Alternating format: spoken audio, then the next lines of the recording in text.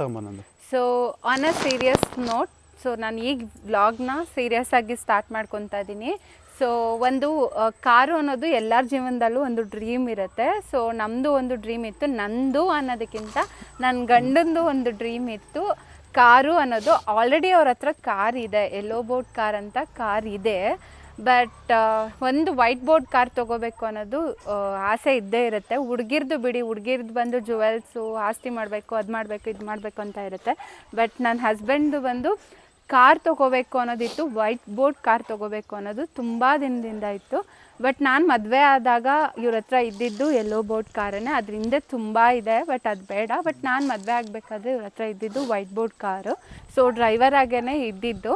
But ಇವಾಗ ನಮ್ಮ ಮದುವೆ ಆದಮೇಲೆ ಸೊ ನಮ್ಮ ಈ ವೈಟ್ ಬೋರ್ಡ್ ಕಾರ್, ಡ್ರೀಮ್ ಕಾರ್ನ ನಾವು ಇವಾಗ ಪರ್ಚೇಸ್ ಮಾಡಿದ್ದೀವಿ. ಸೊ ಒಂದು ಕಡೆ ಖುಷಿ ಆದರೆ ಇದನ್ನು ನಾವು ಒಂದು ಏನೋ ನೋವಿಂದನೂ ಕೂಡ ಹೇಳೋಕ್ಕೆ ಇಷ್ಟಪಡ್ತೀನಿ. ಯಾಕಂತ ಹೇಳಿದರೆ ಹೀಗೆ ಒಂದು ಸ್ಟೋರಿ ಇದು. ಅಂದರೆ ಆ್ಯಕ್ಚುಲಿ ನನಗೆ ಎಕ್ಸ್ಪೀರಿಯೆನ್ಸ್ ಆಗಿರೋದು. ಸೊ ಒಂದು ಫಂಕ್ಷನ್ಗೆ ಅಂತ ಹೇಳಿ ಹೋಗಿದ್ವಿ. ಸೊ ಅಲ್ಲಿ ಕಾರ್ ಯೆಲ್ಲೋ ಬೋರ್ಡ್ಗೆ ಅಲೋವ್ ಇಲ್ಲ ಅಂತ ಹೇಳಿದ್ರು. ಯೆಲ್ಲೋ ಬೋರ್ಡ್ ವೆಹಿಕಲ್ಲು ಗಾಡಿ ಓಡಿಸೋರು ಡ್ರೈವರ್ಗಳು. ಸೊ ಆ ಫಂಕ್ಷನ್ ಕೂಡ ತುಂಬ ಏನು ಮಿಡಲ್ ಕ್ಲಾಸಲ್ಲಿ ನಡೀತಾ ಇದ್ದಿದ್ದಂಥ ಫಂಕ್ಷನ್ ಅಲ್ಲ, ತುಂಬ ರಿಚ್ ಆಗಿರೋರೇ ಫಂಕ್ಷನ್ ಮಾಡ್ತಾ ಇದ್ದಿದ್ದು. ರಿಚ್ ಆಗಿರೋರೇ ನಮ್ಮನ್ನ ಇನ್ವೈಟ್ ಮಾಡಿದ್ದಾರೆ ಅಂತ ಹೇಳಿದ್ರೆ ನಾವು ನಾರ್ಮಲ್ ಆಗೇ ಹೋಗಿದ್ವಿ. ಬಟ್ ಕಾರ್ ಒಂದೇ ಒಂದು ಯೆಲ್ಲೋ ಬೋರ್ಡ್ ಕಾರ್ ಇತ್ತು ಅನ್ನೋ ಒಂದೇ ಒಂದು ಕಾರಣಕ್ಕೆ ಕಾರ್ನ ಗೇಟಿಂದ ಒಳಗಡೆ ಎಂಟ್ರಿ ಮಾಡಲಿಲ್ಲ. ಬಟ್ ಅದು ಅವತ್ತಿನ ದಿವಸ ಆಗಿದ್ದು ಒಂದೇ ಒಂದು ಅವಮಾನ. ನಮಗೆ ಹೆಂಗಾದ್ರೂ ಸರಿ ಒಂದು ವೈಟ್ ಬೋರ್ಡ್ ಕಾರ್ ತಗೊಳ್ಳೇಬೇಕು ಅಂತೇಳಿ ತೊಗೊಂಡಿರುವಂತಹ ಈ ಕಾರು. ಬಟ್ ಇದೊಂದು ನಮ್ಮ ಲೈಫಲ್ಲಿ ಒಂದು ಟರ್ನಿಂಗ್ ಪಾಯಿಂಟ್ ಆಗು ಇರಲಿ. ಸೊ ಒಂದು ಏನು ಏಮ್ನ ಚೇಂಜ್ ಮಾಡಬೇಕು, ಇವಾಗ ಏನಾದ್ರು ಒಂದು ಮಾಡ್ಕೋಬೇಕು ಅಂತ ಹೇಳಿದ್ರೆ, ಹೊಸ ಲೈಫ್ ಎಂಟ್ರಿ ಆಗಬೇಕು ಅಂತ ಹೇಳಿದ್ರೆ ಏನಾದರೂ ಒಂದು ಚೇಂಜಸ್ ಇರಬೇಕು ಅಂತ ಹೇಳ್ತಾರಲ್ಲ. ಸೊ ಆ ಚೇಂಜಸ್ಗೆ ಅಂಥೇಳಿ ಎಂಟ್ರಿ ಆಗಿರೋ ಈ ಕಾರು ಅಂತಲೂ ಹೇಳಕ್ಕೆ ಬರ್ಬೋದು. ಜೊತೆಗೆ ನಮಗೆ ಆದಂಥ ಅವಮಾನದಿಂದ ತೊಗೊಂಡಿರೋಂಥ ಕಾರು ಅಂತಲೂ ಇರ್ಬೋದು. ಬಟ್ ಇದರಿಂದ ನಮ್ಮ ಈ ಅದೃಷ್ಟನೋ ಇಲ್ಲ ನಾವೇನು ಅಂದ್ಕೊಂಡಿದ್ದೀವೋ ಅದನ್ನು ಮುಂದೆ ಮಾಡಬೇಕು ಅಂತ ಇದ್ದೀವೋ ಅದೆಲ್ಲ ಸಕ್ಸಸ್ ಆಗುತ್ತೆ ಅಂಥೇಳಿ ಅಂದ್ಕೊಂಡಿದ್ದೀವಿ. ಬಟ್ ಮೇಯ್ನಾಗಿ ನಾನು ಈ ವ್ಲಾಗ್ನ ಏನಕ್ಕೆ ಮಾಡ್ತಾಯಿದ್ದೀನಿ ಅಂತ ಹೇಳಿದ್ರೆ, ಯಾರು ಕೂಡ ಒಂದು ಬಟ್ಟೆ ಇಲ್ಲ ಅವ್ರು ಹಾಕೋ ಒಡವೆ ಇಲ್ಲ ಅವರು ಉಪಯೋಗಿಸೋ ಕಾರು ಈ ಥರ ಅದರಲ್ಲಿ ಜಡ್ಜ್ಮೆಂಟ್ ಕೊಡೋಕ್ಕೆ ಹೋಗಬೇಡಿ. ಎಲ್ಲರೂ ಕೂಡ ಮನುಷ್ಯರೇನೆ. ಸೊ ಎಲ್ಲರನ್ನೂ ಕೂಡ ಮನುಷ್ಯತ್ವದಿಂದ ನೋಡ್ಕೊಳ್ಳಿ. ಮತ್ತು ಇದಕ್ಕೂ ಕಮೆಂಟ್ ಮಾಡ್ತೀರಾ, ಇದಕ್ಕೂ ಕೂಡ ಕಮೆಂಟ್ ಮಾಡ್ತೀರಾ ಯಾರ್ದೋ ಹಠಕ್ಕೆ ವೈಟ್ ಬೋರ್ಡ್ ಕಾರ್ ತೊಗೋಬೇಕಿತ್ತಾ ಹಾಗೆ ಹಿಂಗೆ ಅಂಥೇಳಿ.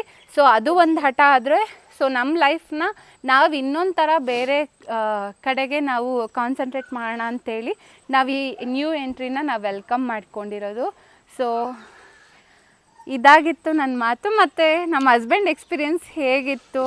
ನಮ್ಮ ಎಕ್ಸ್ಪೀರಿಯೆನ್ಸ್ ಏನೂ ಇಲ್ಲ. ಆ್ಯಕ್ಚುಲಿ ನಮಗೂ ಗಾಡಿ ತಗೊಳ್ಳೋಣ ಅಂತಲೇ ಇದ್ದಿದ್ದು. ನಾನು ಎರ್ಟಿಗಾ ತಗೊಳ್ಳೋಣ ಅಂತ ಇದ್ದೆ.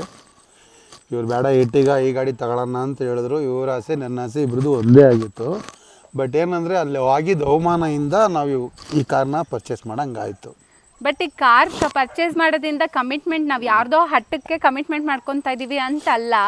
ಸೊ ಇದನ್ನು ನಾವು ನಮ್ಮ ಲೈಫಿಗೆ ಎಂಟ್ರಿ ಮಾಡ್ಕೊಂಡಿರೋದು, ನಮ್ಮ ಲೈಫ್ನ ಬೇರೆ ಥರನೂ ಕೂಡ ನಾವು ಚೇಂಜ್ ಮಾಡ್ಕೊಳ್ಳೋಣ ಅಂತ ಹೇಳ್ಬಿಟ್ಟು ಇದನ್ನು ನಾವು ಕಷ್ಟಪಟ್ಟಾಗಲಿ ತೊಗೊಂಡಿರೋಂಥ ಕಾರ್. ಯಾಕಂದರೆ ಮನುಷ್ಯನಿಗೆ ಕಮಿಟ್ಮೆಂಟ್ ಅಂತ ಸಾಯೋವರೆಗೂ ಇದ್ದೇ ಇರುತ್ತೆ.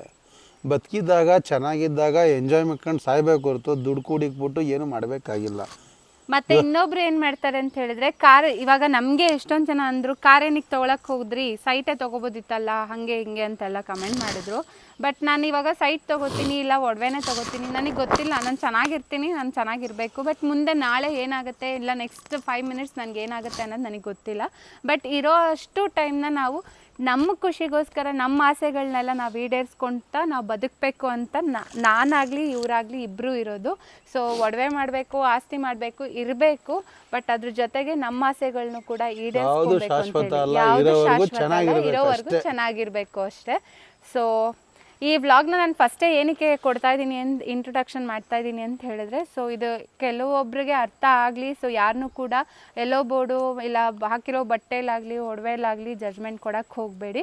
ಅದನ್ನೇ ಇವಾಗ ಯಾರಾದ್ರು ಶ್ರೀಮಂತರು ಒಂದು ವ್ಲಾಗ್ ನಾನು ನೋಡಿದ್ದೀನಿ, ಯಾರಾದರೂ ಶ್ರೀಮಂತರು ಒಂದು ಕರಿಮಣಿ ಸರಿ ಹಾಕೊಂಬಂದರೆ ಅವರು ರಿಚ್ ಅಂತ ಹೇಳ್ತಾರೆ. ಅದೇ ಮಿಡಲ್ ಕ್ಲಾಸ್ ಇಲ್ಲಾಂದರೆ ಬಡವ್ರು ಏನಾದ್ರು ಕರಿಮಣಿ ಸರಿ ಹಾಕೊಂಬಂದರೆ ಸಾಕು, ಅವರು ತುಂಬ ಏನು ಬಡವರು, ಅವ್ರ ಹತ್ರ ಏನೂ ಇಲ್ಲ, ಅವ್ರನ್ನ ನೋಡೋದೇ ರೀತಿನೇ ಬೇರೆ ಚೇಂಜ್ ಆಗುತ್ತೆ. ಮೊದಲು ನಿಮ್ಮ ಮನಸ್ಸಿನ ಭಾವನೆ ಮತ್ತು ಕಣ್ಣಿನ ಭಾವನೆನ ಚೇಂಜ್ ಮಾಡ್ಕೊಳ್ಳಿ.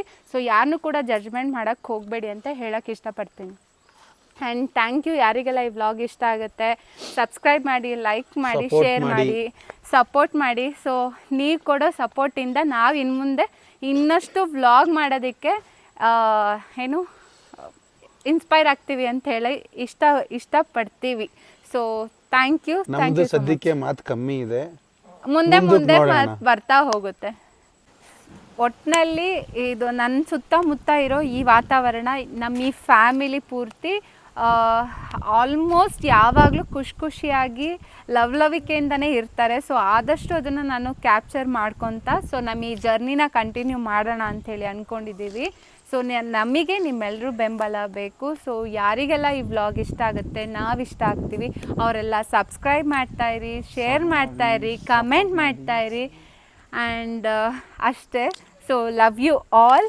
ಮತ್ತೆ ನೆಕ್ಸ್ಟ್ ವ್ಲಾಗಲ್ಲಿ ನಾನು ಸಿಗ್ತೀನಿ. Thank you.